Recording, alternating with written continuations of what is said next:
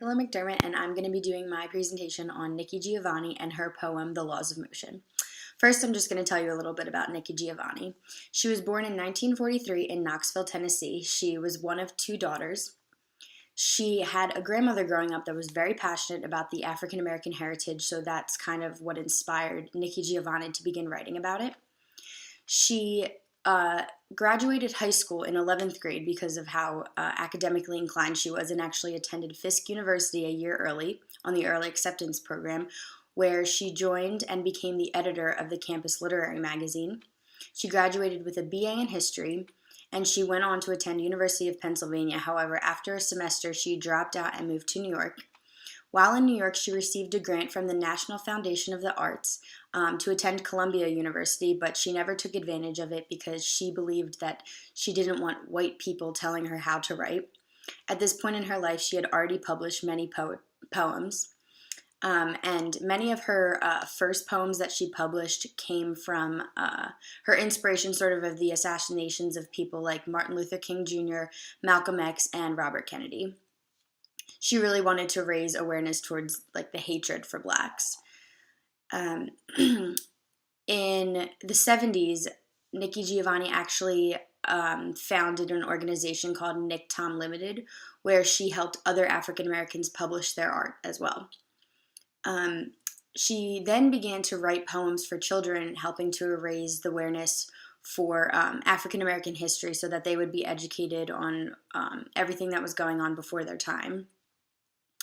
She then received honors from the National Council for Negro Women and the National Association of Radio and Television Announcers. Unfortunately, then she was diagnosed with lung cancer and battled it for 5 years, but once she went through treatment, she actually began to produce poetry again.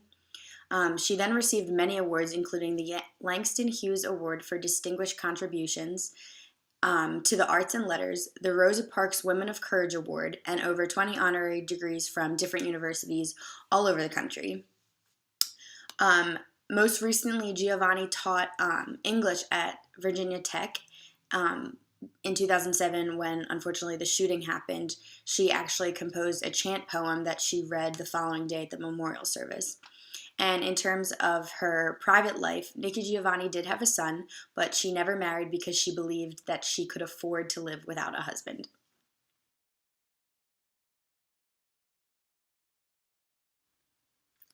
Now I'm just going to go through and read the poem full through, and then afterwards I'm going to go through and read each stanza in a little bit more detail. The Laws of Motion by Nikki Giovanni. The laws of science teach us a pound of gold weighs as much as a pound of flour, though if dropped from any undetermined height in their natural state, one would reach the bottom and one would fly away. The laws of motion tell us an inert object is more difficult to propel than an object heading in the wrong direction is to turn around. Motion being energy, inertia, apathy. Apathy equals hostility, hostility, violence. Violence being energy in its own virtue. The laws of motion teach us black people are no less confused because of our blackness than we are diffused because of our powerlessness. Men, we are told, is the only animal who smiles with his lips. The eyes, however, are the mirror of the soul. The problem with love is not what we feel, but what we wish we felt when we began to feel we should feel something. Just as publicity is not production, seduction is not seductive. If I could make a wish, I'd wish for all the knowledge of the world. Black may be beautiful, Professor Michu says, but knowledge is power. Any desirable object is bought and sold. Any neglected object declines in value. It is against man's nature to be in either category. If white defines black and good defines evil, then men define women, or women, scientifically speaking, describe men. If sweet is the opposite of sour and heat the absence of cold, then love is the contradiction of pain and beauty is in the eye of the beheld. Sometimes I want to touch you and be touched in return, but you think I'm grabbing and I think you're shrieking, and Mama always says to look out for men like you. So I go to the street with my lips painted red and my eyes carefully shielded to seduce my world, my reluctant lover. And you go to your men slapping fives, feeling good, posing as a man, because you know as long as you sit very, very still, the laws of motion will be in effect. So throughout this poem, there's very little punctuation used. Occasionally there's like a period somewhere, but oftentimes the sentences in each stanza are just run on, and occasionally a sentence even runs from one stanza to the next stanza, which I found very interesting because I think it kind of picks up the pace of the poem and makes you read it a little bit faster than you normally would if there were punctuation in it. Also, another thing I found interesting was that the first few stanzas are all written in third person, and Nikki Giovanni is including herself in what she's saying, but about midway through the poem, she actually switches to first person, and then the poem ends in second person, which is interesting.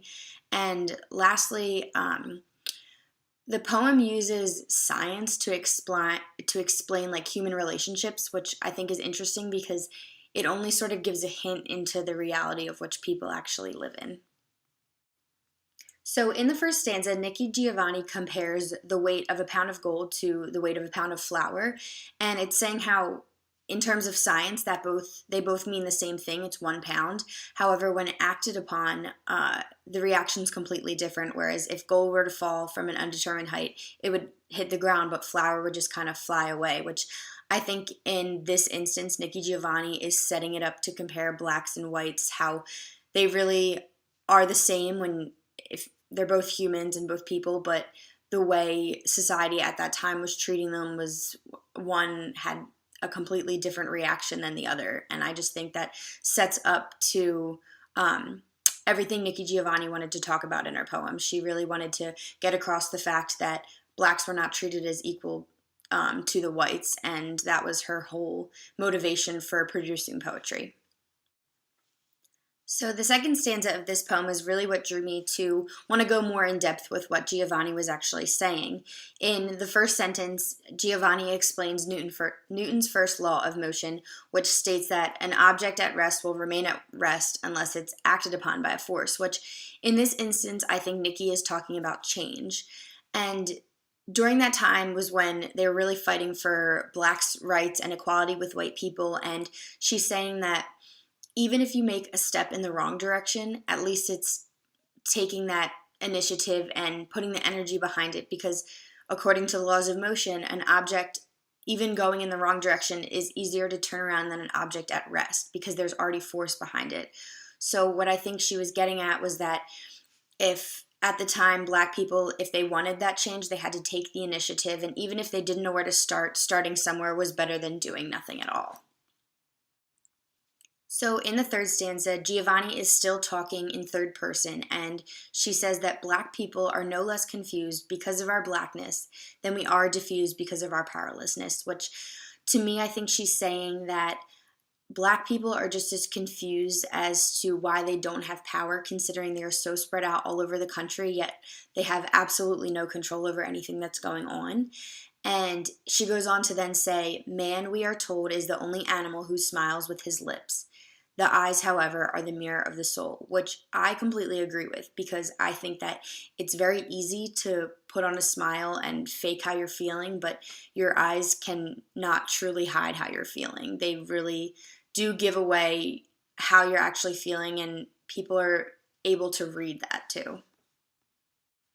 So in the fourth stanza, Nikki Giovanni has a sentence here that at first took me some time to kind of understand, but after reading it over and over and thinking about it, I think it poses a really good point. So she said, the problem with love is not what we feel, but what we wish we felt. When we began to feel, we should feel something. Here I think she's saying that there's no problem with loving someone. The issue is that, especially with blacks at the time, the first thing they ever felt emotionally wasn't love. It was oppression, because that was just the times that she grew up in and the hatred that people had for blacks, and that was exactly what she wanted to portray in her poetry. And then she goes on to have a comparison here, which she does a lot throughout her poem. And she says, just as publicity is not production, seduction is not seducive. And this is saying just because something's public doesn't mean it was produced, which when something's produced, there was work that was put into it. But if something's public, that could have just ended up out there with no sort of thought or anything. And she compares it to seduction not being seducive, which is saying just because someone's using seduction doesn't mean another person thinks it's seductive. So in the fifth stanza, Giovanni actually switches over to first person, and her main focus here is talking about how if she could have anything in the world, she would wish for knowledge, because she believes that knowledge and intelligence is the most desirable thing a human can have, and she compares it to beauty, whereas beauty can only take you so far. So in the sixth stanza, Giovanni again makes a lot of comparisons. So I'm going to read it to you again and then talk about it a little bit. If white defines black and good defines evil, then men define women, or women, scientifically speaking, describe men. If sweet is the opposite of sour and heat the absence of cold, then love is the contradiction of pain and beauty is in the eye of the beheld. In this stanza, she actually only has two sentences. There's only one period in the whole stanza, and I think that makes the stanza very powerful, and when I read it, I feel like I almost have to go faster because there's no break, and I think it's just kind of throwing all these things at you to make you sort of think about them. What I found interesting was that the only word beside the first words of each sentence that she capitalized was the word black, which I think she was just trying to emphasize and show the importance of. And what I also like about this is that she's saying that beauty is in the eye of the beheld, which refers back to the fifth stanza in saying that Nikki finds that intelligence is much more attractive than beauty will ever be. So I think it kind of ties the poem together. So in the seventh stanza, Giovanni states how she wants to touch and be touched. And I think in this instance, it's referring back to the laws of motion, where now Giovanni, she wants to take the action, take initiative, have that energy behind her to make a change. However, she says in the poem, her mama said that she should fear men like him. And I think that comes from her mother's generation and the generations before her always fearing white people and the consequences the blacks would face had they have stepped out of line. And I think that Giovanni was growing up in a time where they were still fearful of the blacks. However, they were also wanting to make the change, so they would have to suffer the consequences should they do something out of line. So up until this point in the poem, all the stanzas were 4 to 5 lines in length, and the 8th and 9th stanza are each only 3 lines, which I think in a way almost just shows that like the poem's coming to an end. It's shorter, lesser, in that sort of way. And then her 8th stanza says, "So I go to the streets with my lips painted red and my eyes carefully shielded to seduce the world, my reluctant lover," which here again shows the idea that she's not going to force the change to occur, but she's going to go out and see what will happen. And it incorporates that idea of seduction that we talked about earlier, which sort of ties the poem together considering how long it is. It brings it all together as it's coming to an end. Now, in the final stanza, it switches to second person, and it refers back to the idea of the laws of motion. Giovanni's addressing men in the last stanza, and I think the men she's referring to are the white people, and it's saying that white people are very content with the way things were at the time that they had power over the blacks, and she was saying that as long as they sit there and they do nothing about it, the laws of motion are going to be in effect, saying, again, the first law of motion, an object at rest is going to stay at rest. So during that time, the white people were content, so they could sit there and sit back and relax and not worry about anything, because if they didn't move and they didn't change, then nothing was going to affect them because there was no force acting on them. Well, thank you for watching. Feel free to email me with any questions, and my references are listed at the end.